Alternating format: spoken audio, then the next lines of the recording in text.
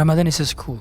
Ramadan adalah sekolah, Ramadan adalah madrasah, Ramadan adalah universitas, Ramadan adalah challenge sekaligus campaign kita semua untuk menjadi orang terbaik selama setahun ke depan. Ini semua adalah ranah perbaikan kita memang untuk 11 bulan sisanya.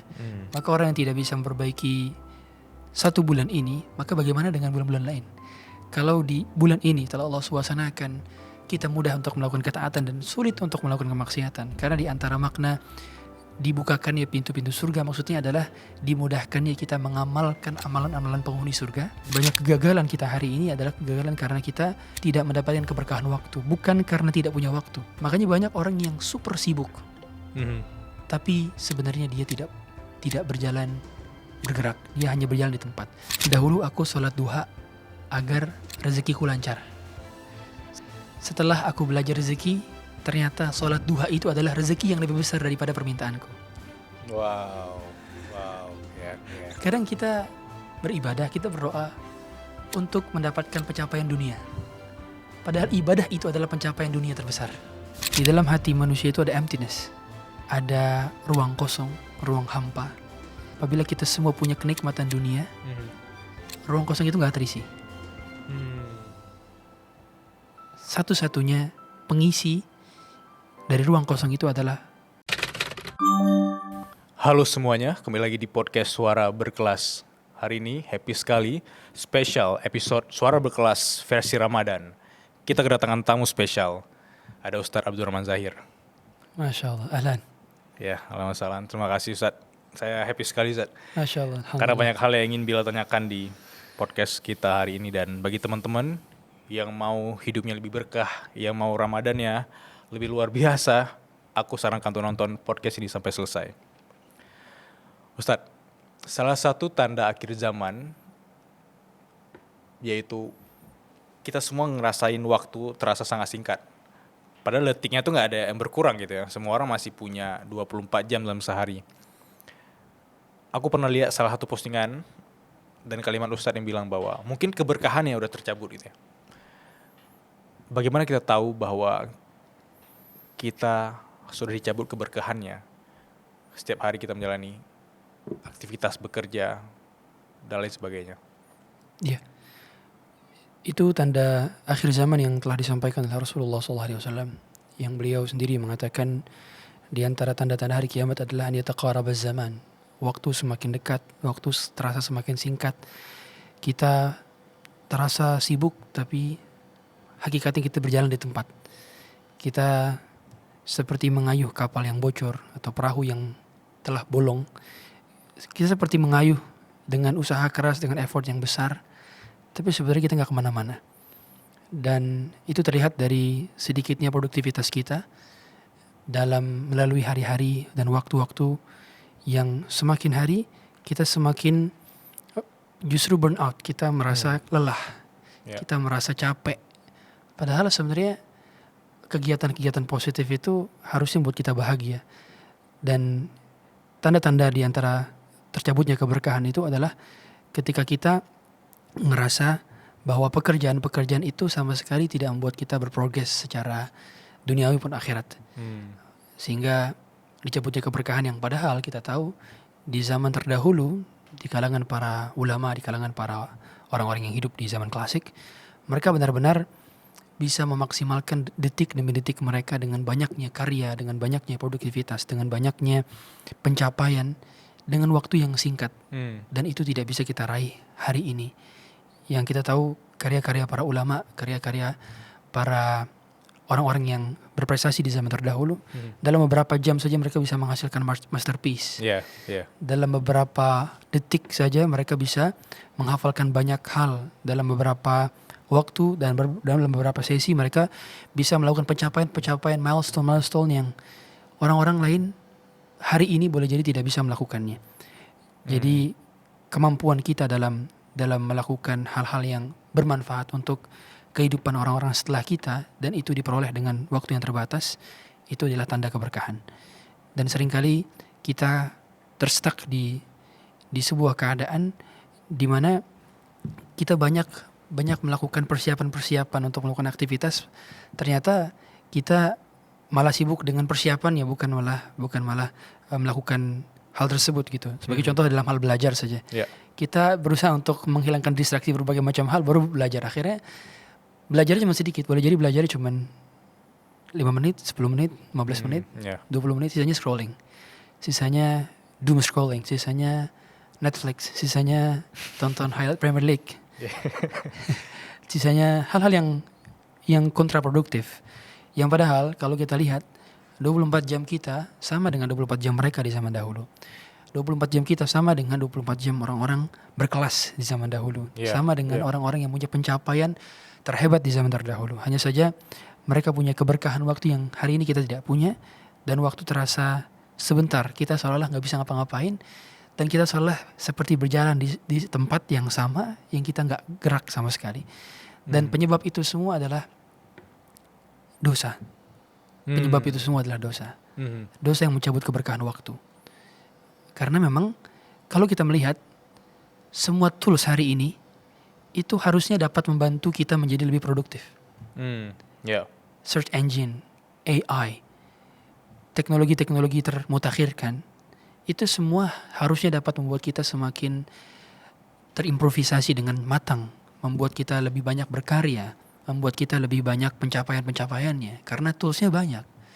Tapi nyatanya semakin hari ini kita melihat dapatnya kemudahan-kemudahan berupa teknologi-teknologi semacam itu, informasi yang meledak dan begitu banyak, tapi justru membuat kita tidak menjadi pribadi yang produktif.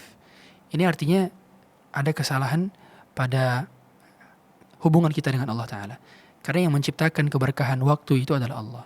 Sebagaimana yang menciptakan waktu juga Allah. Timeline kita diciptakan oleh Allah, dan yang membuat itu menjadi baik waktu kita adalah Allah.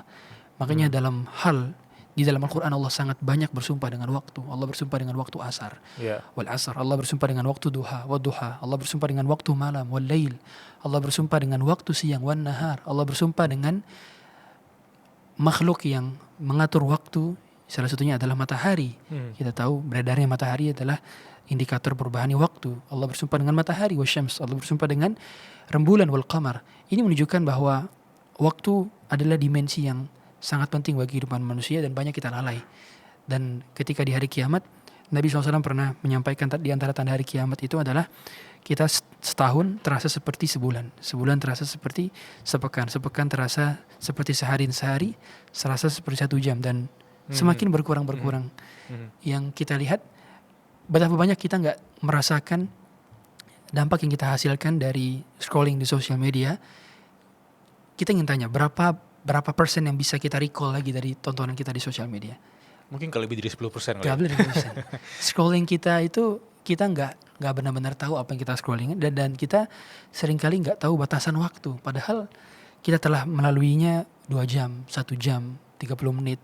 Yang padahal terasanya seperti baru tadi, perasaan baru 5 menit. Padahal telah duduk di tempat yang sama, di kasur yang sama selama beberapa jam, dan dia nggak merasa menyesal. Makanya di antara hal yang harus kita kecewakan adalah kecewa terhadap terbuang-buangnya waktu yang sia-sia. Dan itu harus menjadi puncak kekecewaan kita. Karena kita sepakat semua bahwa waktu lebih berharga daripada emas. Kalau orang lain mengatakan time is money, waktu adalah uang. Tapi dalam Islam, time is more precious than money. Waktu selalu lebih berharga daripada uang. Karena uang bisa dicari, sedangkan waktu tidak bisa kita beli. Sedangkan kita tahu bahwa emas pun bisa dibeli, sedangkan waktu tidak bisa dibeli. Maka banyak kegagalan kita hari ini adalah kegagalan karena kita tidak mendapatkan keberkahan waktu, bukan karena tidak punya waktu. Makanya banyak orang yang super sibuk, tapi sebenarnya dia tidak bergerak, dia hanya berjalan di tempat. Dan berbeda antara orang yang sibuk dengan orang yang produktif. Tentu kita tahu tidak semua orang yang sibuk itu menghasilkan. Boleh jadi dia sibuk menggali, sibuk mendayuh, sibuk berjalan, sibuk berlari, tapi dia nggak kemana-mana. Dia hanya di tempatnya saja. Dan kita tahu bahwa orang-orang yang biasanya tidak berkah waktunya itu mereka capek karena kosong, bukan capek karena produktivitasnya. Sehingga mereka adalah orang-orang yang sejatinya ngelakuin perkara-perkara itu meaningless, seolah tanpa makna. Karena hal-hal yang membuat kita semakin produktif itu harusnya membuat kita semakin terisi penuh, membuat kita semakin bahagia, membuat kita semakin mendapatkan kenikmatan. Tapi ternyata tidak. Banyak di antara kita yang melakukan aktivitas yang ternyata kita justru merasa kita kosong, kita hampa. Dan kata Ibnu Qayyim al-Jauziyah, yang pertama kali dicabut dari seorang hamba ialah navigasi hatinya. Jadi ketika hatinya itu nggak tahu mau mengarah kemana, dan sewaktu dia hanya mengarah ke hal-hal yang sifatnya duniawi, maka biasanya Allah akan cabut keberkahan waktunya. Allah akan cabut keberkahan produktivitasnya. Allah akan cabut keberkahan umurnya. Makanya itu dia, untuk bisa mendapatkan keberkahan waktu, yang pertama kali yang harus kita navigasikan, yang harus kita arahkan, ialah hati-hati kita. Karena hati ini penentu nantinya turunnya keberkahan atau tidak. Oleh karenanya, niat kita itu perlu diarahkan dan ditata. Begitu pula kemaksiatan dan dosa itu kita hilangkan. Dan keberkahan waktu itu sangat erat kaitannya dengan ibadah. Jadi semakin berkualitas ibadah kita lakukan, ibadah itu akan memanggil ibadah-ibadah lain. Itu yang ingin saya tanyakan dari tadi, Ustaz. Saya tadi menulis dosa mencabut keberkahan waktu. Gitu.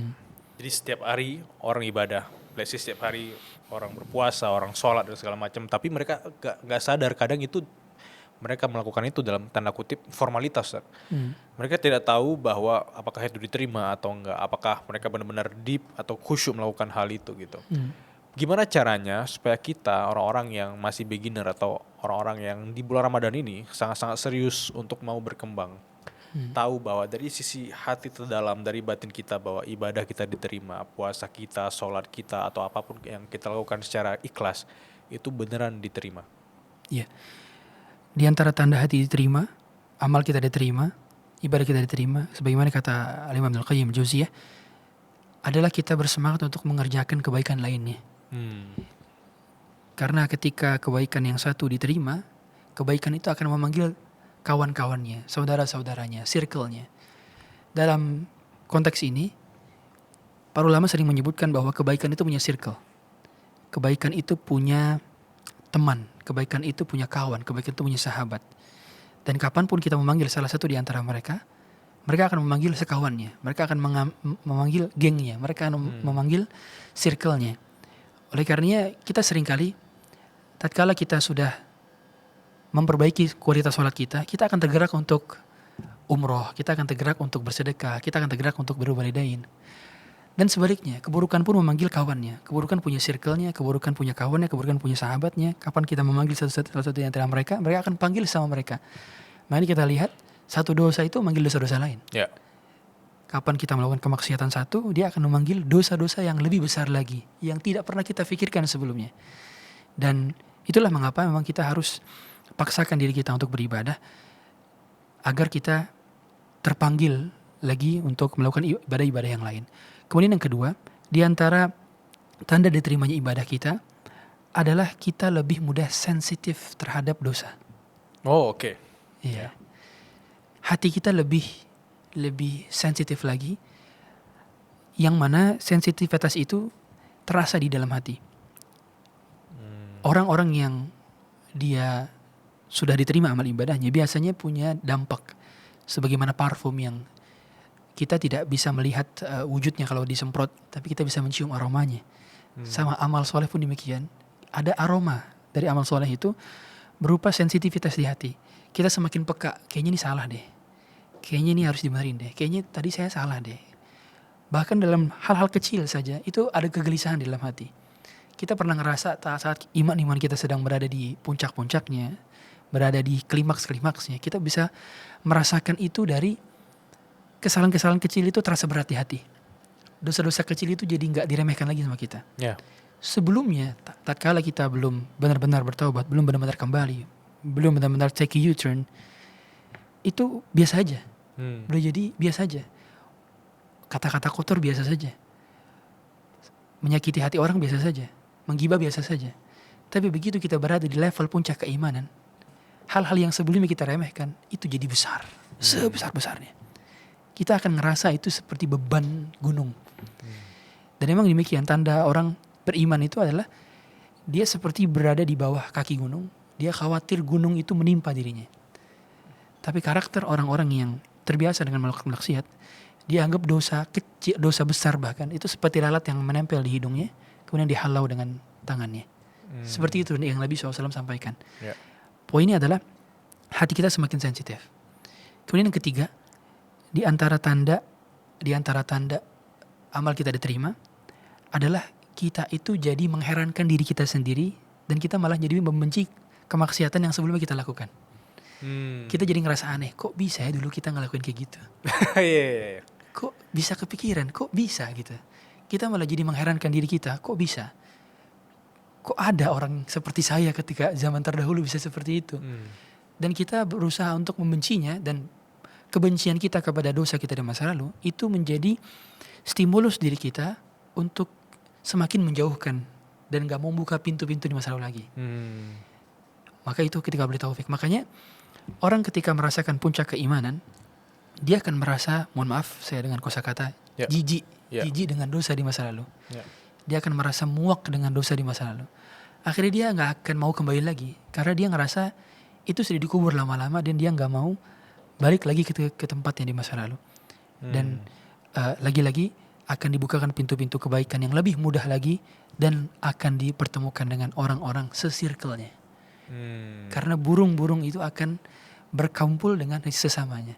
Makanya tanda terimanya kebaikan kita, circle kita lama-lama semakin baik. Sebelumnya kita lihat circle 20 tahun lalu, 10 tahun lalu, boleh jadi yang nyuruh dan ngingetin sholat tuh gak ada atau sedikit. Sekarang semakin banyak yang ngingetin orang. Algoritma kita semakin baik. Ya, terkurasi kita bisa, gitu. Aku terkurasi sendiri, karena postingan yang kita sering tonton adalah postingan-postingan yang bermanfaat.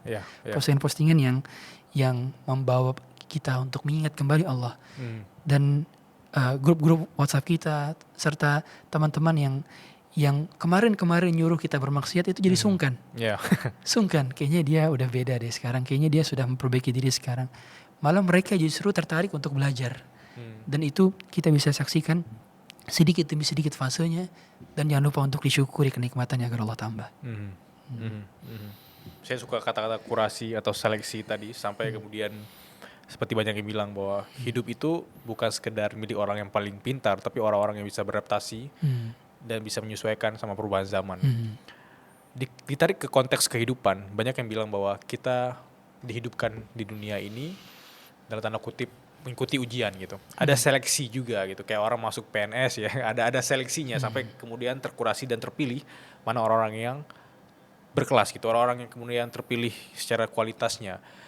Apakah memang kita dihidupkan di dunia ini dituntut untuk melakukan versi terbaik kita dengan upaya kita untuk menjadi lebih baik dalam konteks kebaikan, ibadah, sampai kemudian nanti terkurasi dalam seleksi ini siapa orang-orang yang berhak kembali ke surganya gitu. Apakah itu hidup dalam kacamata Ustadz Abdurrahman Zahir? Ya. Terima kasih pertanyaannya, bagus sekali, menarik. Hidup adalah ujian sekaligus seleksi. Hidup adalah cobaan sekaligus kurasi.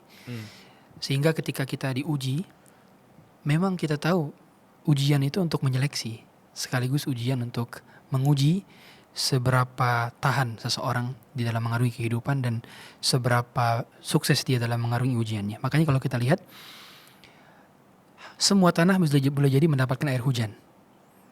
Tapi yang menentukan tanah itu berkualitas atau tidak adalah dilihat dari tingkat kesuburan tanahnya, kan gitu ya. Kita benar-benar bisa tahu tanah itu subur atau tidak ketika disirami dengan hujan, gitu ya. Maka adanya ujian-ujian itu benar-benar untuk melihat yang mana batu yang akan menjadi permata dan berlian, yang mana yang akan tetap menjadi batu dan tidak berguna. Makanya yang menjadi poinnya adalah bagaimana cara kita menghadapi ujian-ujian tersebut. Bagaimana cara kita menghadapi problematika tersebut. Respon kita lah yang menentukan kita naik kelas atau tidak. Ujian-ujian itu yang bisa menentukan di mana posisi kita berada dan di level mana kita ditempatkan, sekaligus improvement mana yang sudah terlihat dari adanya ujian-ujian tersebut. Makanya Allah sendiri yang mengatakan, alladzi khalaqal mauta wal hayata liyabluwakum ayyukum ahsanu amala. Dia yang menciptakan kehidupan dan kematian untuk menguji kita siapa yang terbaik, yang paling baik, the best of the best. Allah ingin menguji siapa yang benar-benar berada di level teratas. Karena memang kehidupan ini adalah tentang penentuan level kita, di mana level kita gitu. Makanya mengapa adanya ujian-ujian tersebut sejatinya bukan untuk menghancurkan kita, tapi untuk menentukan level kita. Kita mau di level yang mana.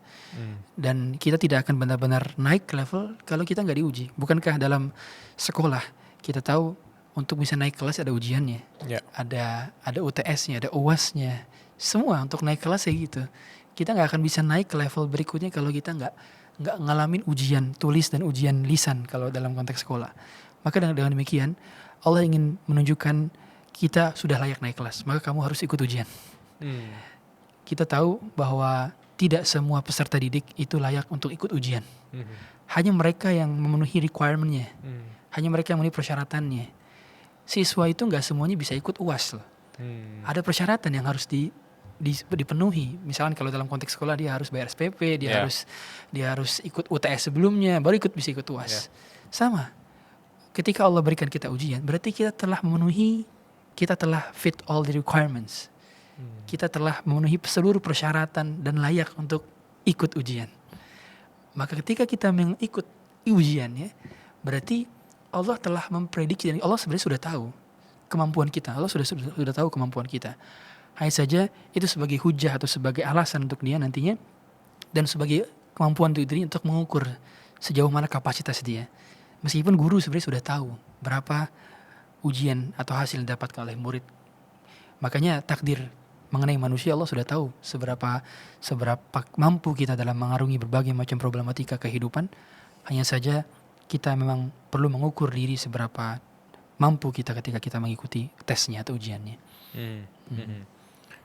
Mungkin menyambung dengan konteks ujian tadi ya. Kenapa banyak orang yang sudah mengikuti berbagai challenge kehidupan, tapi yang dikejar masih hanya dengan tanda kutip materinya doang gitu. Dan ketika mereka mendapatkan apa yang mereka kejar gitu. Karena ketika kita berhasrat pasti sangat besar gitu hasratnya. Ketika kita sudah memilikinya biasa aja. Pas kita kehilangannya pasti tinggi lagi perasaannya, sangat emosional gitu. Kenapa banyak orang udah dapetin segala hal, kemudian mereka masih merasa kurang, masih merasa haus, masih merasa lapar, dan masih merasa jauh sekali dengan Sang Pencipta itu. Kata Ibnu Qayyim, di dalam hati manusia itu ada emptiness. Ada ruang kosong, ruang hampa. Yang itu apabila itu dirasakan semua kenikmatan dunia, itu gak akan mengisi ruang kosong itu. Apabila kita semua punya kenikmatan dunia, ruang kosong itu gak terisi. Satu-satunya pengisi dari ruang kosong itu adalah sumbernya berasal dari langit, alias hidayah, pengenalan terhadap Sang Pencipta. Yang Allah memang sisakan ruang kosong itu, yang tidak bisa kita merasakan kenikmatan apapun dari dunia ini. Gak bisa terisi itu, ruang kosong itu. Artinya ketika kita sudah mencapai seluruh pencapaian dunia, kita telah mencapai puncak level klimaks dunia. Sebagaimana Elon Musk kemarin mengatakan money can buy happiness, dan dia merasakan itu benar, bahwa uang tidak bisa membeli kebahagiaan. Karena memang ruang kosong itu tidak dapat diisi oleh uang. Ruang kosong itu tidak dapat diisi oleh healing dalam konteks pemandangan lautan, pemandangan alam, pemandangan traveling, gak akan bisa diisi. Itu hanya bisa diisi dengan kembali kepada yang menciptakan kita. Hanya bisa diisi dengan pengenalan kita kepada yang menciptakan kita. Hanya bisa diisi dengan kedekatan kita dengan yang menciptakan kita. Makanya ketika kita duduk di kajian, duduk di majelis ilmu, ketika kita dengar ayat-ayat Allah, kita dengar sabda Nabi SAW, itu ada puncak kenikmatan yang kita tidak pernah dapatkan dengan lihat di terumbu karang ketika diving, dan gak bisa kita lihat ketika kita sudah berada di puncak gunung dan kita melihat pemandangan indah. Gak akan didapatkan ketenangan. Beda rasa ketenangan. Setuju, Zat. Setuju. Beda. Gak akan bisa dapatkan. Artinya segala macam puncak kebahagiaan dunia itu selalu mengarahkan kita kepada yang puncak juga. Dan yang puncak dari alam semesta ini adalah Rabbul Alamin, yang memberikan kebahagiaan kita. Maka Boleh jadi kita telah kenyang fisiknya, tapi kita kerontang jiwanya. Kita miskin hatinya. Karena memang ada poin di dalam hati kita yang gak bisa terisi oleh apapun dari kenikmatan dunia. Maka sudah saatnya kita kembali. Dan yang kita cari dari kenikmatan itu, sejatinya itu selalu bersumber kepada yang hati. Kegelisahan itu dimulai dari hati, padahal yang sakit itu hatinya, harusnya diobati hatinya, bukan fisiknya. Sekarang orang ngerasa gelisah, ngerasa punya kegelisahan, ketidaknyamanan dalam kehidupan. Kan yang bermasalah hati. Tapi kebanyakan kita memberikan solusi dan hiburannya kepada fisik. Akhirnya kita rebahan. Yang dimanjakan mata bukan hati, yang dimanjakan telinga bukan hati, yang dimanjakan perut bukan hati. Padahal yang bermasalah hati. Karena hati ini kan dia menjadi kepalanya seluruh tubuh. Idza saluhat saluhal jasadu kullu. Kalau dia baik maka baik juga seluruh tubuh. Maka kalau kita memperbaiki ajudan-ajudannya, tapi kita tidak memperbaiki pemimpinnya, kita gak akan bisa mendapatkan kebahagiaan. Tapi sebaliknya, ketika pemimpinnya telah kita senangi, bawahannya akan mudah untuk merasa senang juga. Makanya banyak orang-orang yang fisiknya lumpuh, matanya tidak bisa melihat, telinganya tidak bisa mendengar, mulutnya tidak bisa berbicara, tubuhnya hanya berbaring, tapi dia menjadi orang paling bahagia di permukaan bumi. Karena yang telah bahagia pemimpinnya, hatinya telah bahagia. Meskipun fisiknya tidak bahagia, meskipun fisiknya tidak merasa kenikmatan. Dan itulah yang dirasakan oleh Rasulullah SAW. Kalau kita lihat, beliau fisiknya pernah terluka, beliau tidurnya hanya di kasur yang sangat tidak empuk. Beliau pernah makan 2 bulan berturut-turut hanya kurma dan air putih. Beliau pernah merasakan himpitan, hinaan, cecaan orang, makian orang, tapi menjadi orang paling bahagia di permukaan bumi. Padahal boleh jadi fisiknya biasa saja. Boleh jadi beliau, kita tahu bahwa apa yang beliau rasakan dari kehidupan dunia begitu berat cobaannya. Tapi ternyata beliau jadi orang paling bahagia. Dan banyak orang-orang yang lumpuh kakinya, tapi tetap bisa sholat berjamaah. Banyak orang-orang yang buta matanya, tapi tetap baca Quran dengan Quran Braille. Dan itulah yang harus memang kita bahagiakan adalah hati. Dan hati hiburannya adalah di taman-taman surga. Taman-taman surga itu adalah majelis-majelis ilmu, tempat-tempat yang dibicarakan firman Allah dan sabda Rasulullah SAW. Kalau kita bisa mendapatkan itu, hati kita telah terlebih dahulu bahagia dan kita tidak perlu mencari kebahagiaan lain. Karena memang itu adalah inti dan pusat serta intisari dari kebahagiaan kehidupan. Saya sangat senang dengan kalimat ketika kita terlalu sering memanjakan fisik sampai kita lupa memanjakan hati kita gitu ya.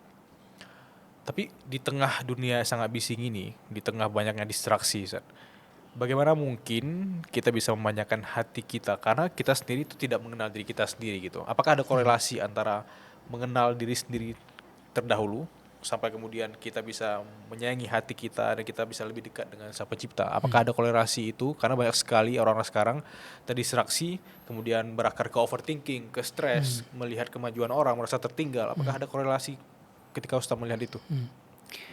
Pengenalan kepada diri sendiri tentu itu selalu bersumber kepada pengenalan kepada yang menciptakan kita. Karena sebelum adanya kita, ada yang menciptakan kita. Kita dulu tiada, kemudian menjadi ada karena ada yang menciptakan. Artinya, kalau kita ingin mengenal diri kita, kita terlebih dahulu mengenal yang menciptakan kita. Karena kita tidak mungkin bisa mengenal diri kita kalau kita tidak mengetahui asal-usul kita. Kita tidak mengetahui sumber diri kita berada dan untuk apa kita diciptakan, kemana kita kembali, dari mana kita berasal. Itu kan semua Allah jelaskan di dalam awal-awal surah Al-Baqarah. Yang Allah ingin kita mengenal diri kita. Sebelum dirimu ada, telah ada yang menciptakanmu. Dan dia menciptakanmu dengan purpose. Dia menciptakanmu dengan tujuan. Dia menciptakanmu dengan arahan. Dia mengarahkanmu ke arah yang bahkan kau tidak bisa mengetahui diarahkan kemana terkadang. Sehingga seringkali memang kita harus mengenal terlebih dahulu Rabbul Alamin, Allah Ta'ala. Barulah kita bisa mengenal kita mau apa, dan jiwa kita ini sebenarnya untuk apa. Kita tahu sebuah mesin atau satu mesin gitu ya, itu benar-benar baru bisa dioperasikan kalau kita mengetahui cara aturan pakainya, cara aturan penggunaannya. Makanya kita ketika kita mengoperasikan sebuah mesin, kita harus mengetahui terlebih dahulu arahan dari yang membuat mesin tersebut. Kita nggak bisa mengoperasikan mesin tersebut kalau nggak ada how to do-nya. Dan how to do itu sudah dijelaskan dalam Quran. Tujuan kita diciptakan, kita harus ngapain. Terlebih dahulu kita arahkan diri kita untuk mengenal diri kita dengan cara mengenal tujuan penciptaan kita. Dan Allah telah jelaskan semua dalam Al-Quran tentang penciptaan kita diarahkan kemana, hari kiamat seperti apa, kita perjalanannya, fasenya. Semua itu sejatinya adalah untuk mengenalkan kepada diri kita, hakikat kita. Artinya, mesin itu tidak akan bisa beroperasi dengan baik dan tidak akan bisa optimal digunakan dengan baik kalau dia tidak mengetahui, orang yang menggunakannya tidak mengetahui cara menggunakannya gitu ya. Makanya setiap mesin itu akan useless. Sebagaimana kita ketahui, mesin itu tidak akan berfungsi sebagaimana mestinya kalau kita tidak tahu cara pakainya. Kalau kita tidak tahu cara menggunakannya, maka kita benar-benar bisa berfungsi, kita bisa benar-benar bisa memaksimalkan potensi dalam diri kalau kita mengenal diri kita. Dan cara pengenalan diri kita sebetulnya dengan melihat bagaimana situasi serta kondisi kita ketika kita tertekan. Karena orang bisa kelihatan aslinya ketika dia tertekan. Orang juga bisa kelihatan aslinya ketika dia sedang sendirian.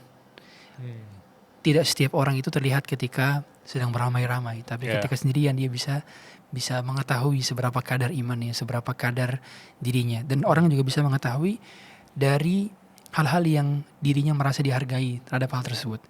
Ada orang yang memang dia senang untuk dihargai dalam bidang mengajar, ada orang dalam bidang berkarya, dalam bidang satu hal. Berarti dia bisa mengenal dirinya. Tapi secara umum, pengenalan kita kepada diri kita itu memang akan selalu berdampak kepada pengenalan kepada Rabbul Alamin. Makanya sebaliknya, kita bisa mengenal Allah dengan cara kita mengenal diri sendiri, dan kita mengenal diri sendiri maka kita akan mengenal Allah.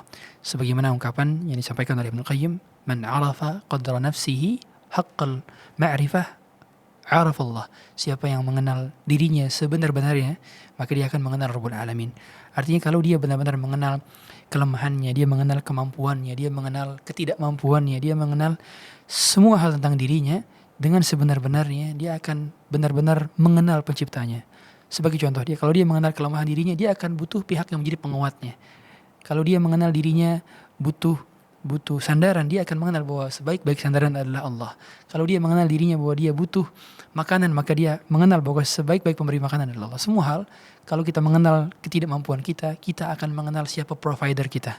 Kita akan mengenal siapa pemberi kita. Karena memang kita semua fakir di mata Allah Ta'ala, dan kita semua memang tidak memiliki apa-apa di dunia ini. Buktinya kita punya tenggat waktu untuk hidup. Seandainya kita punya segala hal, harusnya kita memiliki kapanpun. Tapi ternyata ada tenggat waktu di mana kita bisa berada di dunia ini. Dan kita tidak bisa hidup selamanya. Itu pertanda bahwa kita memang memiliki ketidakmampuan, dan semua sepakat bahwa memang kita memiliki batas ajalnya. Maka dengan pengenalan diri kita akan bisa mengenal Rabb kita, dan dengan mengenal Allah kita pun akan bisa mengenal diri kita. Dan keindahan kehidupan sebenarnya ada karena ada tenggat waktunya gitu. Sehingga kita tahu kapan kita memang lemah, kapan kita emang harus melakukan sesuatu yang berfaedah bagi banyak orang, yang bermakna gitu. Dan masuk ke ngomongin tentang bulan Ramadan. Karena banyak dari kita, aku yakin banyak dari teman-teman yang mungkin di tahun lalu mereka berharap bahwa aku ingin bertemu dengan Ramadan tahun depan, tapi banyak kemudian karena ada tenggat waktu tadi, mereka berpulang lebih awal gitu ya. Sehingga kita yang masih hidup, yang kita di sini yang masih bisa menikmati bulan Ramadan, harusnya lebih bersyukur bahwa kita masih punya waktu, diberi kesempatan untuk mungkin memperbaiki diri. Ada 30 days challenge kan yang dimana dilakukan oleh banyak orang barat sekarang ya, kayak lakukan tantangan 30 hari ke depan. Nah, kita sekarang punya kesempatan itu sejak ribuan tahun lalu, bahkan 30 hari ke depan melakukan versi terbaik kita di bulan Ramadan. Apa aja Ustaz bagi teman-teman yang mungkin awam banget, yang beginner, yang kemudian mau memperbaiki diri tahun ini, di bulan Ramadan ini, apa hal simpel yang mereka harus lakukan mulai sekarang? Ramadan is a school.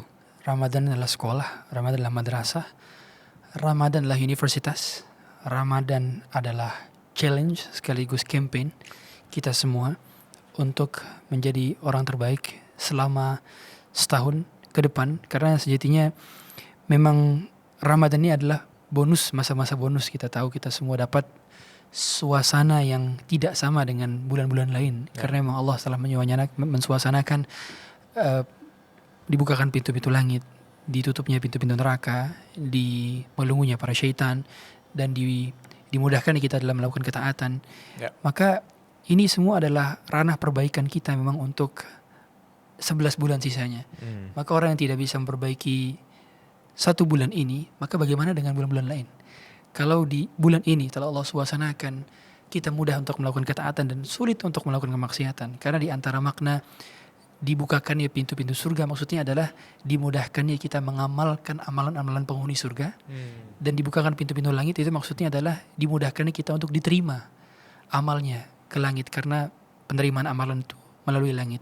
Dan dibelenggunya para syaitan serta ditutupnya pintu neraka itu kan maksudnya adalah dibuat sulitnya melakukan kemaksiatan. Jadi orang ketika di Ramadan maksiatnya tidak sebiasa dia melakukan di bulan lain. Dia perasaan ada malu, dia perasaan ada ngerasa takut, dalam tanda kutip kualat. Dia bahkan ada sebagian orang yang mengatakan closingan sebelum Ramadan katanya. dengan ungkapan bahwa mereka ini kalau sebelum Ramadan fullin maksiat, kemudian Ramadan gak maksiat. Itu kan secara tidak langsung mereka kan seperti takut kalau dilakukan di luar Ramadan. Tentu kita tidak menganggap itu sebuah kegiatan yang normal ya. Tapi secara umum berarti ada ketakutan dalam diri untuk tidak melakukan maksiat. Karena memang telah Allah suasanakan. Orang Allah buat malu dibuat di luar Ramadan untuk bermaksiat secara umum ataupun di dalam waktu tersebut. Nah kalau di 30 days ini atau 29 ini kita tidak benar-benar bisa menjadi orang yang baik, lalu kapan lagi? Karena ini telah Allah suasanakan. Bayangkan kita telah diberikan fasilitas full dalam bidang tertentu. Misalkan kita adalah bidang-bidangnya menjadi videographer katakanlah. Kita udah dikasih alat termahal, kita udah dikasih tripod termahal, kita udah dikasih tim termahal juga yang di-hire, kita sudah dikasih studio termahal. Kok gak bisa produksi konten terbaik? Kan berarti ada yang salah di skillnya. Dalam segala hal gitu. Contoh, katakanlah pemain bola. Orang pemain bola dia udah ditaruh di di akademi terbaik di dunia, dengan pelatih terbaik di dunia, circle terbaik di dunia, suasana terbaik, lapangan terbaik, sepatu terbaik, semuanya. Kok mainnya gak bagus? Berarti emang salah di dirinya. Kan gitu ya. Ramadan seperti itu. Ramadan adalah media, lapangan kita. Dan dia adalah wadah kita untuk benar-benar memperbaiki dan mengakselerasi kemampuan kita. Karena kalau kita tidak baik di Ramadan, kapan lagi? Makanya ada ulama mengatakan fi taibatin inda taibin bihi taibatun tabat fa aina tatibu. Kalau di kota Madinah saja, Tibah atau Taibah adalah kota Madinah maksudnya. Di kota Madinah yang suasananya itu suasana syahdu sekali. Kita tahu kota Madinah, kota sangat syahdu, kota yang sangat tenang, kota yang sangat tersuasanakan untuk berbuat baik gitu ya, karena kota penuh dengan keberkahan. Kita masih berbuat maksiat di kota itu. Lalu mau di kota mana lagi kita mau tidak bermaksiat gitu. Kata ulama, kalau seandainya itu dalam konteks tempat Madinah yang sudah disuasanakan oleh Allah untuk mudah berbuat kebaikan dan sulit berbuat kemaksiatan, kita masih nggak bisa untuk maksimal dalam berbuat kebaikan dan meninggalkan kemaksiatan. Lalu di Ramadan pun sama, Allah telah suasanakan, masa kita masih nggak mampu. Maka inilah memang media dan cara untuk kita bisa memperbaiki, karena habit itu benar-benar dimulai dari 30 hari ini, benar-benar dimulai dengan suasana semacam ini. Dan banyak orang memang kita lihat milestone mereka sangat melesat sekali jauh ketika mereka melalui Ramadan dengan baik. Makanya ada doa keburukan yang Nabi aminkan dari malaikat Jibril, raghim anfu rajulin adraka Ramadan fansalakha wa lam yughfar lah. Dia celakalah seseorang kalau dia mendapati bulan Ramadan, dia melaluinya 30 days, 29 days, ternyata dia tidak mendapatkan ampunan dari Allah karena dia tidak berharap ampunan dan juga dia tidak melakukan amalan-amalan orang yang minta ampun. Maka dia sungguh sangat celaka, didoakan celaka. Kita tidak ingin, bayangkan yang mendoakan adalah malaikat Jibril, the best angels, dan yang mengaminkan adalah the best creatures, yang sebaik-baiknya penciptaan Allah Ta'ala adalah Nabi Muhammad SAW. Yang mengaminkan adalah manusia terbaik, yang mendoakan adalah malaikat terbaik. Dan itu doanya tentang siapa yang mendapati Ramadan, dia melaluinya dengan tidak dapat ampunan Allah maka dia celaka. Kita tidak ingin kita didoakan demikian, maka inilah momen kita untuk memperbaiki diri dan mengakselerasi kemampuan-kemampuan kita ke depannya. Dan saya juga baru tahu ternyata gak cuma di Islam doang ada yang namanya puasa kan. Banyak agama-agama lain juga punya puasa itu sendiri kan. Dan kita punya spesifik yang lebih spesial, yaitu ada bulannya, dan bulan itu diakui oleh negara kita gitu. Bahwa ada tanggal merah nantinya ketika kita merayakan Idul Fitri itu gitu. Tapi masuk ke konteks yang mungkin agak lebih lebar, agak lebih universal gitu. Semoga teman-teman di sini juga paham, karena penonton Suara Berkelas tidak cuma Muslim, dan mostly yang nonton podcast Suara Berkelas terakhir dengan Ustaz Abdul Haris itu banyak banget yang non Muslim, dan mereka terbuka gitu pikirannya ya. Bagaimana pandangan Ustaz sendiri, terutama bagi teman-teman Muslim di sini, agar melihat bahwa sebenarnya semua agama itu mengajarkan kebaikan gitu ya, tanpa kita menghakimi atau menjatuhkan agama lain, dan bagaimana kita sebagai Muslim punya integritas atau pendirian itu, bahwa kita memang dilahirkan dan dibesarkan dengan agama yang harusnya kita syukuri gitu. Ya, tentu ada sebuah konsekuensi keimanan ketika kita memilih satu agama. Berarti memang kita merasa bahwa itu yang paling benar, dan itulah mengapa kita memilih kan gitu ya. Karena konsekuensi dari pilihan berarti ada pertimbangan. Dan ketika kita memilih agama Islam, maka memang secara tidak langsung berarti kita mengimani seluruh konsekuensinya. Sebagaimana orang juga lain memilih agama lain karena dia memahami konsekuensi dia memilih agama tersebut, yang memang ada pertimbangan keyakinan yang dia pilih. Sehingga ketika kita telah memilih agama ini, maka berarti kita memahami konsekuensi agama ini, sekaligus kita meyakini bahwa apa-apa yang diajarkan ialah hal-hal yang paling ideal dalam kehidupan kita. Sebagaimana orang lain juga memilih agama lain dan dia meyakini bahwa itu yang paling ideal menurut dia. Sehingga ketika kita menganggap seluruh agama ideal, seluruh agama sama, justru berarti ada kerancuan relativitas di sana. Berarti seorang berarti sebenarnya dia nggak yakin dengan agama sendiri kalau dia menganggap seluruh agama sama atau seluruh agama benar. Makanya keyakinan kita terhadap satu agama yang kita yakini itu adalah sebuah kejantelan, sebuah keberanian. Dan kita tahu dalam hidup ini, hidup adalah tumpukan pilihan-pilihan. Life is a matter of choices. Karena dalam hal pilihan berarti harus ada yang tidak dipilih gitu ya. Sebagai contoh, ketika kita sekolah, mengapa kita memilih salah satu universitas di antara universitas lain? Karena kita menganggap bahwa itu yang terbaik untuk diri kita, dan itu yang kita pilih. Berarti harus ada yang tidak kita pilih, ya demikian. Berarti kalau kita masih ada anggapan semua berada di level yang sama, berarti tidak berguna pilihan-pilihan tersebut. Dan makanya kita tahu sebagai seorang Muslim, kita harusnya selalu percaya bahwa Islam adalah agama yang paling gentle dalam menentukan yang benar dan yang salah.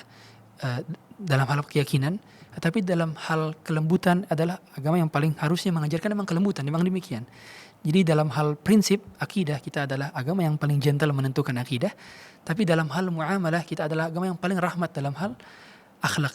Makanya kalau kita lihat akhlak-akhlak yang diajarkan dalam agama kita, dalam agama Islam, itu adalah akhlak yang paling lembut yang pernah diajarkan oleh manusia paling lembut di dunia ini, yang paling ideal. Dan tapi dalam hal keyakinan adalah agama yang paling tegas dalam hal keyakinan kepada Rabbul Alamin. Pokoknya ketika seorang dia menjadi Muslim dengan benar-benar menjadi Muslim, dia akan menjadi pribadi yang sangat berprinsip terhadap perkara-perkara langit, yaitu perkara akidah, dan orang yang paling penyayang kepada hamba-hamba Allah yang lain. Karena memang dalam hal ini kebenaran itu ketika berprinsip dia akan selalu menghasilkan keidealan juga kepada sesama. Iya. Artinya ketika seseorang telah memilih satu pilihan dan dia menganggap pilihan dia adalah pilihan yang benar, pilihan yang baik dan pilihan yang paling benar, berarti dia sama sekali tidak mencederai pilihan orang lain selama dia tidak memaksa orang lain untuk memilih sebagaimana pilihannya, dan tidak menghina pilihan orang lain karena dia merasa bahwa orang lain pun berhak memilih. Dan itu fair. Semua kita ketika kita masuk universitas A, kita tidak memaksa orang lain untuk memilih universitas yang kita pilih. Tapi tetap harus ada keyakinan kenapa kita memilih universitas A, karena kita merasa inilah pilihan terbaik yang pernah kita pilih. Sama dalam hal pilihan beragama pun demikian. Wallahu a'lam. Sebagai Muslim kita tahu kalau rezeki kita itu memang sudah diatur, Ustaz. Tapi bagi teman-teman yang ngerasa bahwa overthinking terus nih, kok rezeki aku belum ada ya, kok rezeki aku tidak selebar orang-orang lain ya? Kok aku merasa sangat cemas ya terhadap masa depan ya, sehingga mereka meragukan rezeki dari Allah Subhanahu Wa Taala. Padahal saya pernah baca salah satu kalimat ya, saya lupa ini dari mana, saya pernah, ini ada di kepala saya yang bilang bahwa kalau kita percaya kepada rezeki dari Allah, itu ibarat kayak burung yang keluar di pagi hari, terbang dan pulang selalu dalam keadaan kenyang gitu ya. Itu rezeki dari Allah sebenarnya sudah dijanjikan, tapi kita masih overthinking gitu, kita masih ragu. Kita naik pesawat, kita percaya pada pilotnya, tapi kita tidak percaya pada siapa yang menciptakan kita gitu. Bagaimana Ustadz menghadapi atau kasih advice sederhana bagi teman-teman yang masih sangat ragu dengan rezeki yang Allah sudah janjikan? Ya. Di antara jaminan yang Allah katakan dalam Quran adalah wa fis sama'i rizqukum wa ma tu'adun. Rezeki kalian itu di langit dan dijanjikan di langit. Poinnya berarti Allah menjaminkan rezeki kita, sumbernya, penjaminannya, pemberiannya itu murni dari urusan langit. Alias setiap kita tidak punya hak prerogatif dan hak kuasa untuk menentukan berapa jatah rezeki kita dan berapa jatah rezeki orang lain. Berarti penjaminannya pun bukan pada atasan kita, bukan pada klien kita, bukan pada customer kita, bukan pada orang tua kita, bukan pada pasangan kita, bukan pada anak kita. Semua murni hak prerogatif Allah. Yang menentukan porsi A sekian, porsi B sekian, porsi C sekian, itu Allah, murni milik Allah. Artinya, sejauh mana kita melangkah, sebesar apapun effort kita, setinggi apapun jabatan orang tua kita, dan setinggi apapun privilege yang keluarga kita punya, sama sekali tidak berkoneksi kepada jumlah rezeki yang telah Allah atur. Artinya jumlah rezeki itu sudah define, sudah tetap yang Allah atur di langit. Adapun konteks kita, artinya seberapa banyak effort kita harus sudah percaya bahwa itu sudah diatur oleh Allah Ta'ala. Dan ini yang membuat kita akhirnya merasa tenang. Keyakinan terhadap konsep ini, jaminan, iman itu yang membuat kita tenang dan bahagia. Merasa bahwa kita tidak akan, sebanyak apapun kita punya konflik bersama manusia, itu sama sekali tidak berpengaruh kepada jumlah rezeki. Artinya, katakanlah seluruh manusia memotong akses kita, seluruh manusia memboikot kita, seluruh manusia memutus kemampuan kita untuk mencari nafkah, sama sekali tidak akan menghambat jalur rezeki dari langit ke bumi. Sama sekali. Karena rezeki kita di langit. Dan tidak ada yang bisa memotong jalur langit. Tidak ada, kecuali Allah Ta'ala. Makanya kalau kita merasa terhambat, kita ngerasa kemampuan jalan kita di bumi ini tipis. Relasi gak ada. Keluarga bukan berasal dari keluarga yang berprivilege, orang kaya. Anak-anak, pasangan, teman, circle kayaknya terbatas.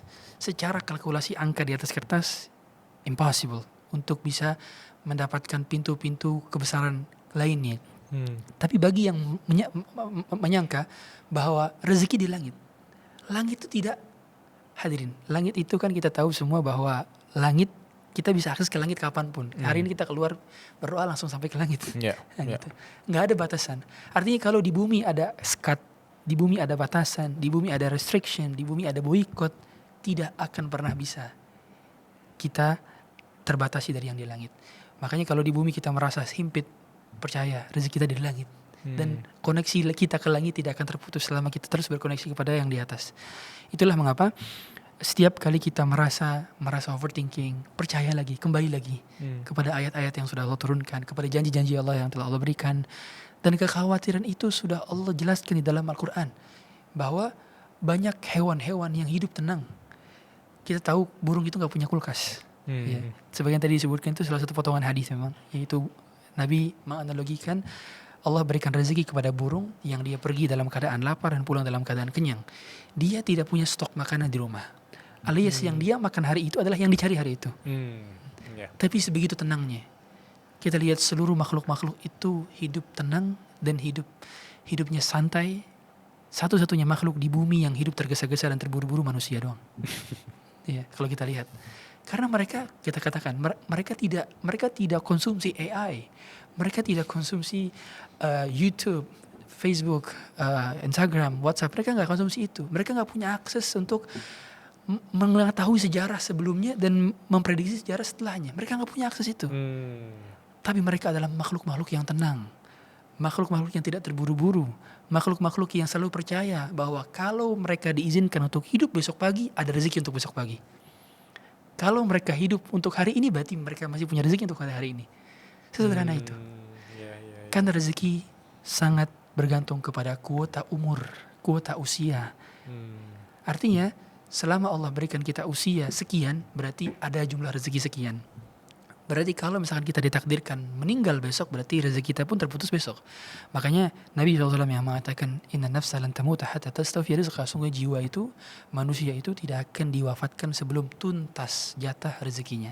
Dan kalau kita percaya ini, se-effort-effortnya kita tidak akan pernah bisa melampaui jatah rezeki kita. Gak akan bisa, karena sudah ditentukan. Dan kita juga akan tahu bahwa semiskin-miskinnya kita pun berarti kita tidak akan pernah dihalangi dari jumlah rezeki yang sudah Allah tentukan. Bukan berarti kita menyuruh malas, bukan. Tapi ikhtiar tetap wajib dilakukan. Justru orang yang tidak berikhtiar itu tidak bertawakal. Karena sempurnanya tawakal dengan berikhtiar. Tapi poinnya adalah ketergantungan kita, hati kita kemana? Ke bos, ke klien, ke customer, ke pembeli, ke pihak A, pihak B, ke keluarga, ke pasangan, ke orang tua, kemana? Kalau ketergantungan kita kepada Allah, seperti itu pula Allah akan berikan rezeki kita. Makanya ketawakalan burung itu bukan serta-merta pada tempat di mana dia cari, bukan pada sangkar-sangkar mana yang akan dia huni, bukan. Tapi seberapa yakin dia kepada Allah, maka la razaqakum kama yarzuqut tayr. Allah akan berikan rezeki kepada burung tersebut. Jadi yang berikan kita rezeki harus kita yakini adalah Allah, tidak manusia, tidak makhluk, tidak tempat kerja, tidak tempat mencari nafkah. Murni itu hak prerogatif Allah. Maka kita juga harus semakin meyakini dengan memperbanyak doa bahwa Allah memberi rezeki, dan satu-satunya zat yang punya kuasa terhadap memberi rezeki, sekaligus juga mengulang kembali ayat-ayat Allah agar mengokohkan dalam hati kita agar kita tidak overthinking. Mungkin bagi teman-teman di sini yang masih berpikir bahwa rezeki itu hanya dalam bentuk uang doang, emas doang, saham doang gitu ya. Aku sempat berpikir bahwa terus kalau uang belum ditemukan, rezeki orang pada zaman itu apa gitu ya. Nah, definisi rezeki yang sangat mudah dipahami oleh teman-teman versi Ustaz itu seperti apa? Semoga kita tahu bahwa kita mensyukuri bahwa rezeki kita hari ini mungkin bukan dalam bentuk uang, bisa jadi dalam bentuk relasi gitu. Iya. Rezeki adalah seluruh fasilitas yang Allah berikan kepada kita, baik di dunia maupun di surga. Jadi rezeki itu seluruh fasilitas. Fasilitas yang kita gunakan. Alias bukan kepemilikan. Boleh jadi ada yang tidak kita miliki tapi kita nikmati. Itu rezeki. Seringkali ada orang, dia boleh jadi sewa tempat. Dan kita menikmati sewa tempat tersebut. Sedangkan pemiliknya belum tentu memanfaatkan itu. Dia punya milik doang, hak milik. Jadi kalau ada hak kepemilikan yang tidak kita manfaatkan, itu belum jadi jatah rezeki kita. Sebagai contoh, ada uang masuk ke rekening kita, tidak semuanya kita gunakan. Yang kita gunakan saja itulah rezeki. Adapun yang dikasih ke orang, itu berarti rezeki orang. Artinya seluruh pendapatan kita itu tidak semuanya jadi rezeki kita. Nah, seluruh yang kita punya pun itu tidak semuanya jadi rezeki kita. Ada kepunyaan orang, ada hak orang. Buktinya orang lain juga menikmati dari apa yang kita rasakan. Makanya mengapa setiap orang itu akan memakan jatah rezekinya masing-masing. Makanya ketika ada orang yang punya istri, dia punya anak, itu sama sekali ketika dia kasih uang ke istri, dia tidak sedang mengurangi jatah rezekinya. Istri dia sedang makan jatah rezeki sendiri. Anak-anak dia pun sedang makan jatah rezekinya sendiri. Dari ayahnya atau dari suaminya tadi? Iya. Meskipun melalui suaminya, meskipun melalui ayahnya. Makanya ketika kita mengerti konsep rezeki, kita akan hidup tenang, sekaligus kita tidak akan terburu-buru. Dan hal yang menjadi krusial berkenaan dengan rezeki, kita harus memahami bahwa rezeki itu tidak selalu terbatas pada gaji. Makanya ada quotes ya, tidak semua orang punya gaji, tapi semua orang pasti punya rezeki. Ya. Dan itu benar. Dan lagi-lagi banyak di antara kita yang lupa dengan rezeki tidak berangka. Rezeki tidak berangka, rezeki yang sangat mahal ialah rezeki mengenal Allah Azza wa Jalla, mengenal Tuhan kita, mengenal pencipta kita, keimanan. Itu rezeki terbesar di dunia ini. Ketika kita mengenal Tuhan kita, ketika kita beribadah kepadanya, itu rezeki terbesar. Makanya kalau Mas Bilal ingat salah satu quote orang, ada seseorang yang pernah mengatakan, dahulu aku sholat duha agar rezekiku lancar. Setelah aku belajar rezeki, ternyata sholat duha itu adalah rezeki yang lebih besar daripada permintaanku. Wow, ya. Kadang kita beribadah, kita berdoa untuk mendapatkan pencapaian dunia. Padahal ibadah itu adalah pencapaian dunia terbesar. Wow, ya. Ibadah kita pun rezeki. Salat subuh kita tadi pagi rezeki. Salat zuhur kita nanti rezeki. Puasa Ramadan kita ini rezeki. Tidak semua orang diberi kesempatan untuk berpuasa. Tidak semua orang diberi kesempatan untuk sahur tadi pagi. Tidak semua orang diberi kesempatan untuk berbuka nanti sore. Tidak semua orang diberi kesempatan untuk berhari raya, menikmati santapan dan bersama keluarga. Tidak semua orang. Dan itu adalah kenikmatan. Dan itu rezeki juga. Ya. Makanya kalau dikalkulasikan rezeki Allah sangat banyak dan tidak terbatas. Setuju. Tapi kita hanya melimitisasi rezeki hanya pada angka, gaji, revenue, profit, margin dan sebagainya. Padahal rezeki kita masih punya orang tua dan bandel lagi circle yang mendukung kita, tempat di mana kita dipersilakan untuk berkarya dan kemampuan kita punya teman yang saling mendukung, support dan satu dengan yang lainnya. Itu adalah rezeki-rezeki yang countless, nggak bisa dihitung. Yang harusnya kita lebih banyak mensyukuri kenikmatan itu daripada sekedar punya uang. Karena banyak hal-hal yang gak bisa dibeli. Gak bisa dibeli. Yeah. Kalau tadi kemampuan kita soal subuh tadi, emang ada yang jual di Shopee? Gak ada yang jual kemampuan bisa sholat maghrib nanti, kemampuan bisa berbuka, kemampuan bisa sahur tadi itu gak dijual. Di marketplace gak ada. Gak ada yang bisa dibeli. Gak bisa diganti juga pakai jasa lain gitu. Gak bisa diganti jasa. Orang lain gak bisa kita suruh wakilkan, gantian sholat subuh saya. Gak bisa. Dan itu jauh lebih berharga, jauh lebih valuable. Dan kalau kita memahami hakikat rezeki seutuhnya, maka kita akan mengejar hal-hal yang tidak banyak orang lain kejar lagi. Karena ini tidak dapat dinilai dengan angka. Satu-satunya yang dapat menilai adalah Allah Ta'ala. Wow, itu bagus banget Ustaz. Ini dari POV saya aja, itu bikin saya bersyukur bahwa saya masih ada waktu hari ini gitu. Kita masih ada waktu untuk ngobrol dengan Ustaz, kita masih ada waktu untuk menikmati buka puasa nanti sore. Wow, itu harusnya akan sangat mengubah cara pandang teman-teman melihat rezeki sih. Masya Allah. Ustaz, ada 3 pertanyaan dari teman-teman Suara Berkelas. Pertanyaan pertama dari Siti RA002. Ustaz, salah gak sih kalau aku menjaga jarak dengan keluargaku, tapi itu bukan berarti aku tidak sayang dengan mereka? Barakallahu fiik. Terima kasih pertanyaannya. Dalam Islam ada istilah hajrun jamil atau meninggalkan sesuatu dengan cara berkelas, meninggalkan sesuatu dengan cara elegan, meninggalkan sesuatu dengan cara yang sopan, meninggalkan sesuatu dengan cara yang indah. Allah Ta'ala katakan, wasbir ala ma yaquluna wahjurhum hajran jamila. Bersabarlah engkau dengan apa yang mereka katakan dan tinggalkanlah mereka dengan cara peninggalan yang baik. Tentu bukan dalam konteks meninggalkan secara seluruhnya, tapi dalam hal jaga jarak. Kita tahu jaga jarak itu terkadang menyelamatkan kita karena pohon yang terlalu dekat seringkali melukai. Kita tahu pohon apabila terlalu berdekatan bertumbuhan, dia tidak akan bertumbuh secara maksimal karena dia butuh jarak. Makanya kincir angin pun demikian. Kincir angin terlalu dekat akan merusak satu dengan yang lainnya, tapi ada jarak. Dan jarak-jarak kita diperlukan dalam kehidupan. Rasulullah SAW pun yang menerima nasihat ini dari Allah Ta'ala, wahjurhum hajran jamila, itu pernah menjaga jarak dengan bersabar kepada paman-pamannya. Yang kita tahu paman adalah orang terdekat Nabi SAW karena beliau tidak punya ayah. Jadi paman adalah pengganti ayah di sisi beliau. Tapi justru paman-pamannya tidak ada yang beriman kecuali Hamzah dan Al-Abbas bin Abdul Muttalib. Kemudian beliau juga pernah jaga jarak kepada Wahsy. Kita tahu pembunuh daripada pamannya Nabi SAW Hamzah. Salah satu paman yang masuk Islam pertama kali dan ikut perang Uhud ternyata dibunuh oleh Wahsy. At the end of the day ternyata Wahsy masuk Islam. Padahal dia adalah pembunuh pamannya Rasulullah SAW. Dan setiap kali Wahsy bertemu dengan Nabi SAW, Rasulullah agak jaga jarak. Rasulullah tidak terlalu ingin berinteraksi banyak dan tidak terlalu ingin melihat wajah Wahsy, khawatir terbuka luka lama, khawatir nanti Rasulullah teringat kepada pamannya dan sedih dan akhirnya berbuat suatu hal kepada Wahsy. Maka Rasulullah berjaga jarak. Intinya menjaga batasan, tidak terlalu dekat dengan seseorang, tidak terlalu dekat dengan orang-orang yang berpotensi menyakiti hati kita.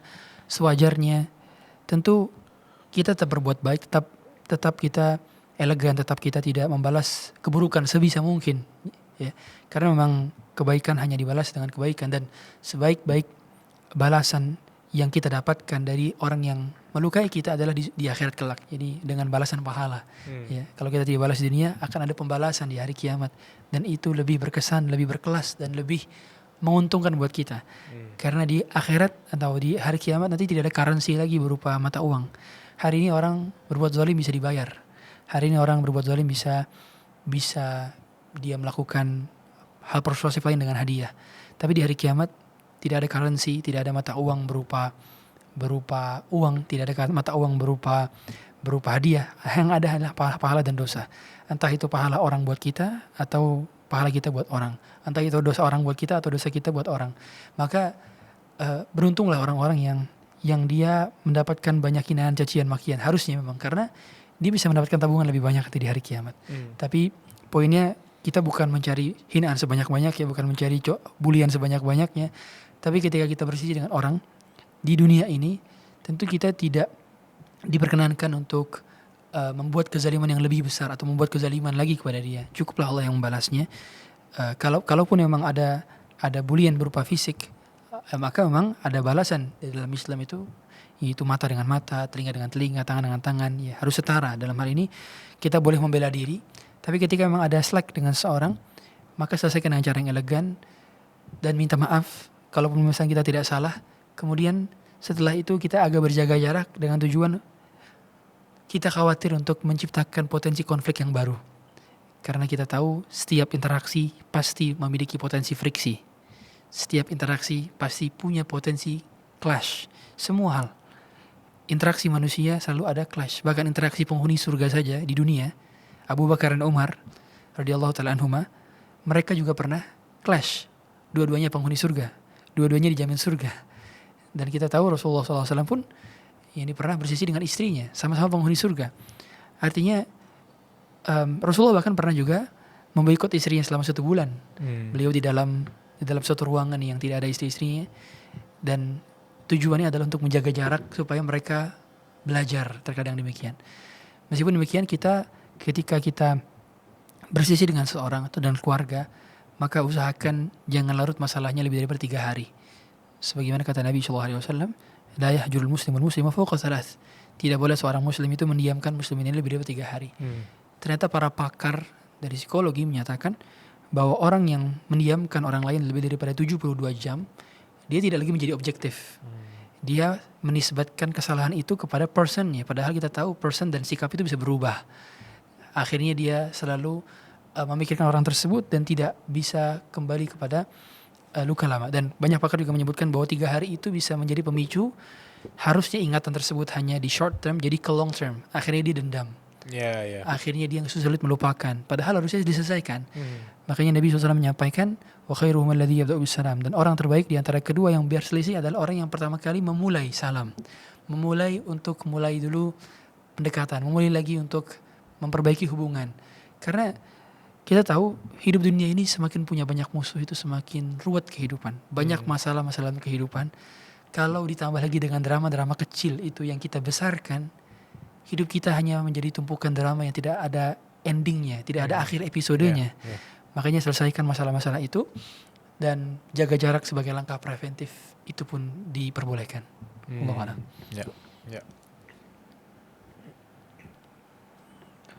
Kita ke pertanyaan kedua. Pertanyaan kedua dari Usdaus. Ustadz, bagaimana cara kita tahu kalau dia adalah jodoh yang telah Tuhan pilihkan untuk kita? Yang pertama, dalam hal jodoh, kita harus menggunakan aturan main Allah dan pandangan yang terbaik menurut Allah. Kita tidak benar-benar tahu pandangan yang terbaik menurut Allah kecuali kita mencari tahu apa yang Allah inginkan. Gitu ya. Artinya yang terbaik itu bukan menurut versi kita, tapi menurut versi Tuhan kita.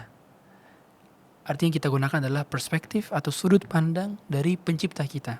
Bagaimana Allah sampaikan dalam Quran, bagaimana Rasulullah sampaikan dalam hadisnya tentang jodoh-jodoh terbaik. Ternyata Nabi SAW pernah mengatakan bahwa fadhfar bidzatiddin taribat yadaka. Kita diperintahkan untuk mencari yang terbaik dalam konteks pengamalan agamanya, bukan pengetahuan agamanya.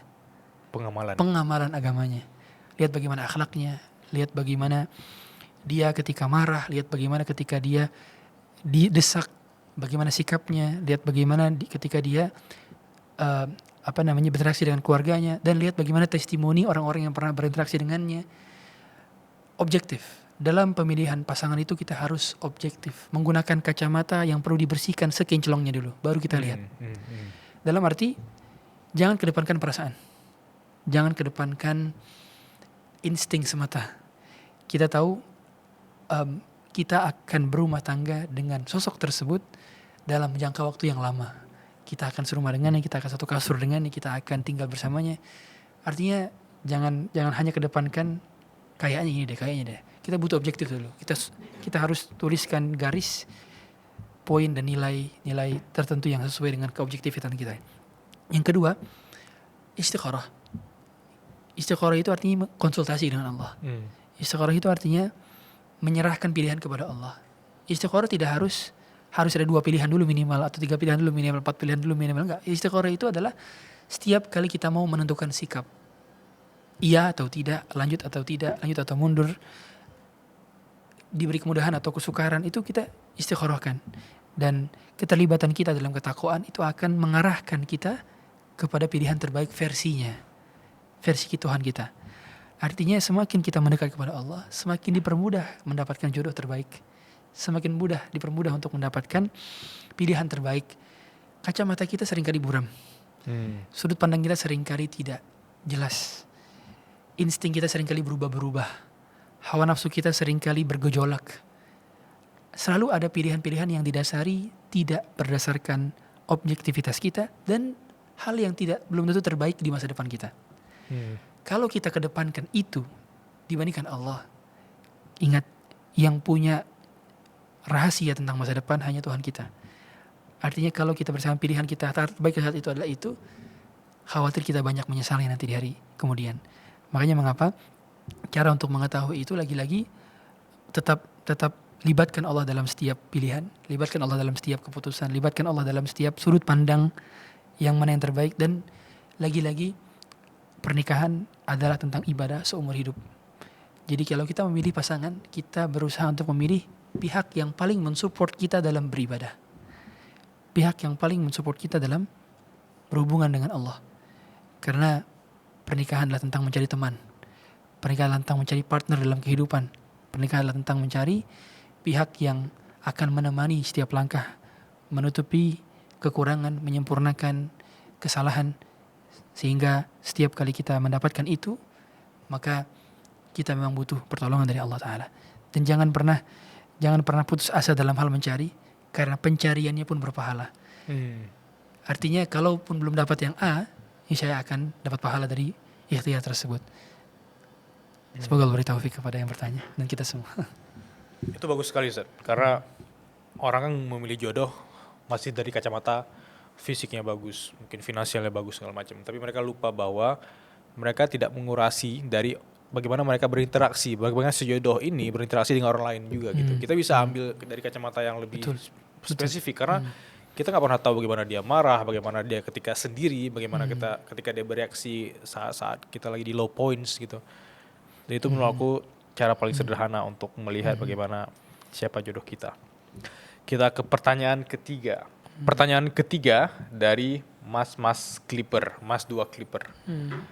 Cara menghadapi rasa takut atau ancaman serta intimidasi dari orang-orang yang zolim di lingkungan kita. Ya, menarik pertanyaannya. Intimidasi orang itu seperti angin yang kencang. Dan angin yang kencang sekecang apapun tidak akan membahayakan kalau akar kita kokoh, kalau fondasi kita kuat. Alias memang kita tidak bisa mengatur angin. Kita tidak bisa mengatur lajunya angin, kecepatan angin, arah angin.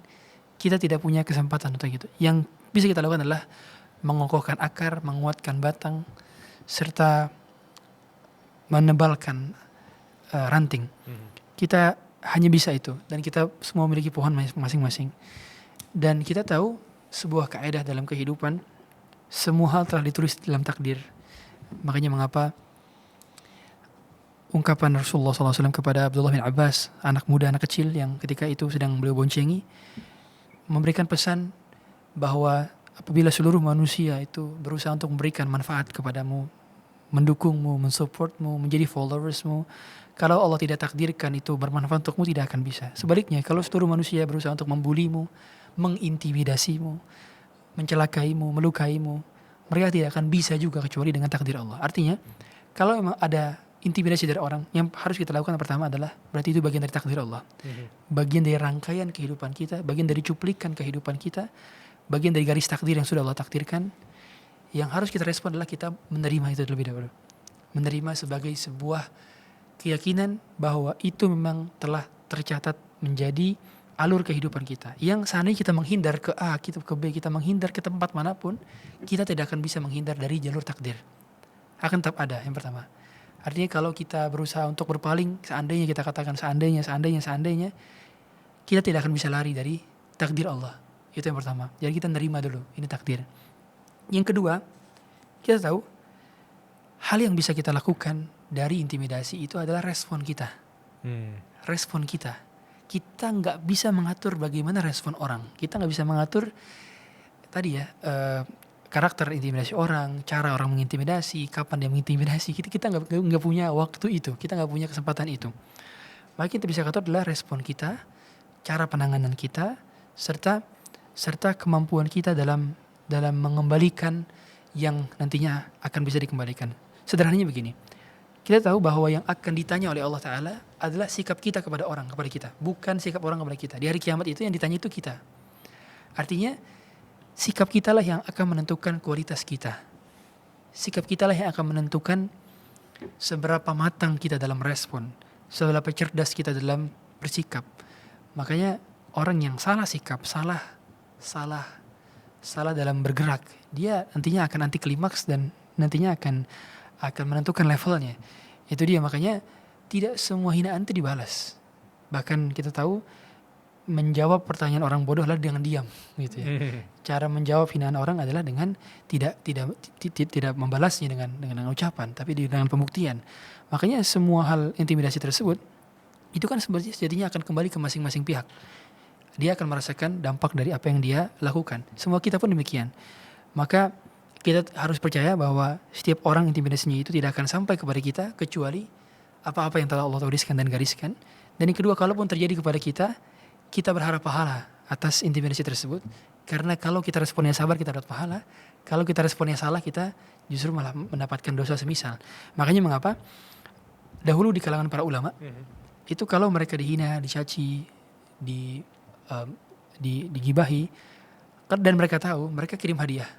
Mereka bahkan datangi, kemudian sampaikan hadiah itu.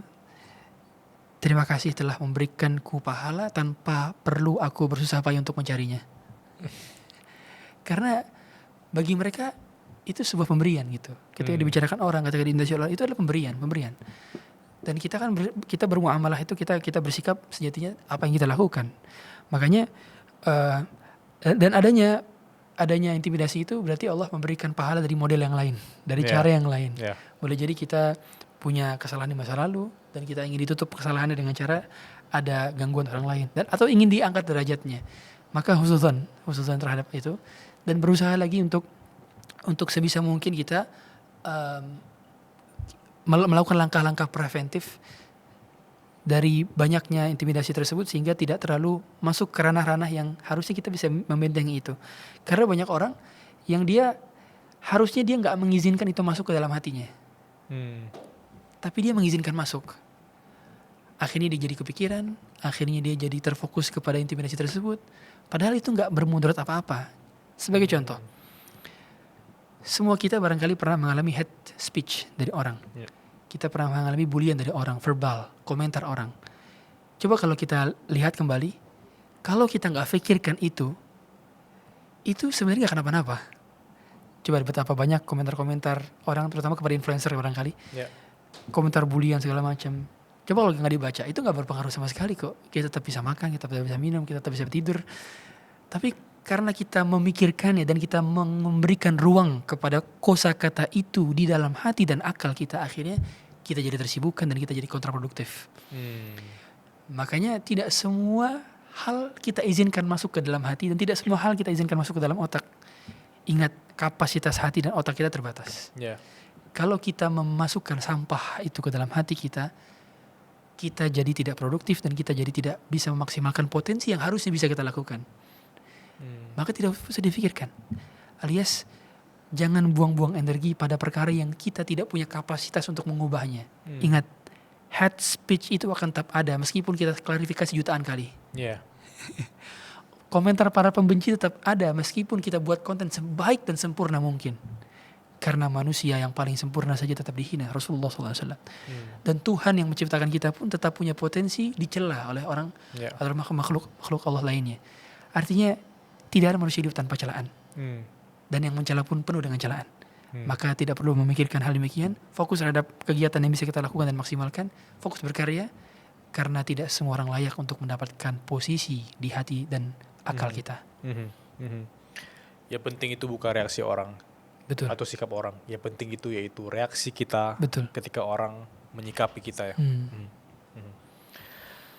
Wow, itu bagus banget conversation kita hari ini. Dan sebelum aku tutup, Ustaz izinkan aku menanyakan hal ini.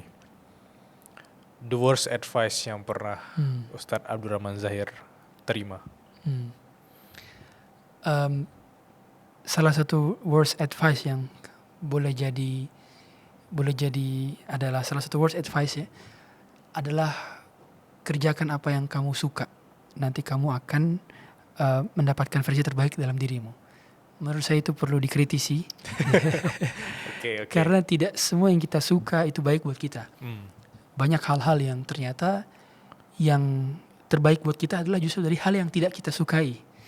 Gitu. Dan kita tahu semua kenikmatan itu diraih seringkali dengan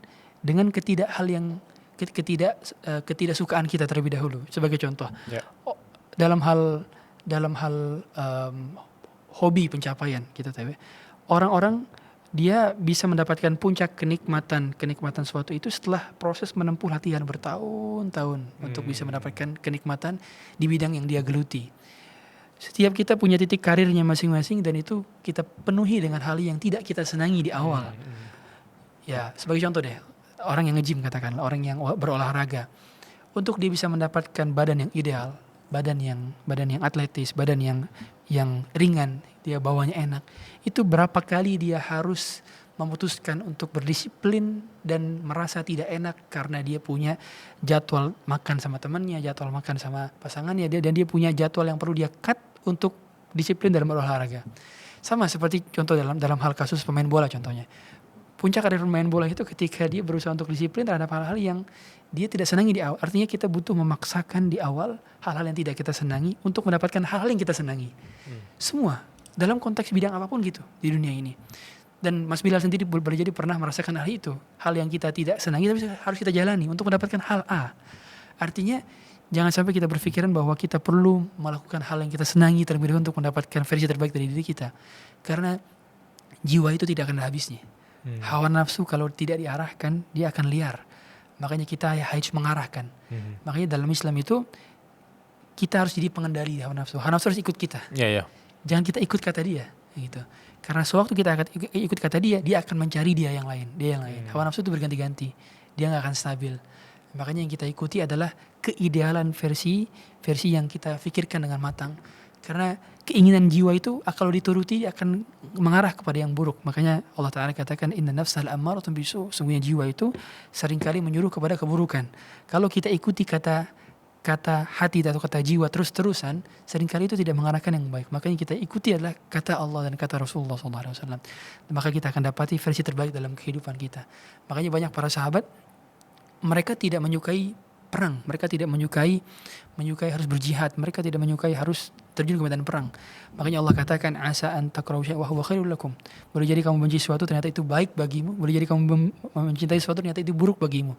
Dan banyak hal-hal yang kita baru tahu, oh ternyata ini baik, oh ternyata ini buruk. Di kemudian hari setelah kita melalui proses panjang dan berbagai macam hal, dan seringkali perspektif kita itu terbatas. Karena kita belum melihat kemudian, sedangkan Allah sudah mengetahui hasil kemudian. Maka ikutilah atur dan aluran atau cara Allah dalam menentukan sikap kita agar kita mendapatkan kebaikan di kemudian hari. Mungkin seperti itu. Wow. Ustaz, semoga podcast kita hari ini menjadi keberkahan bagi teman-teman yang konsumsi. Bahkan gak cuma hari ini, gak cuma di bulan Ramadan ini, mungkin ini bisa dikonsumsi hingga beberapa tahun ke depan. Dan aku yakin teman-teman akan mendapatkan banyak positive insight dari conversation hari ini. Jangan lupa nge-tag Suara Berkelas, tag Bila atau tag Ustaz Abdurrahman Zahir ketika kalian menonton episode ini sambil mencatat. Terima kasih semuanya. Assalamualaikum. Waalaikumsalam warahmatullahi wabarakatuh.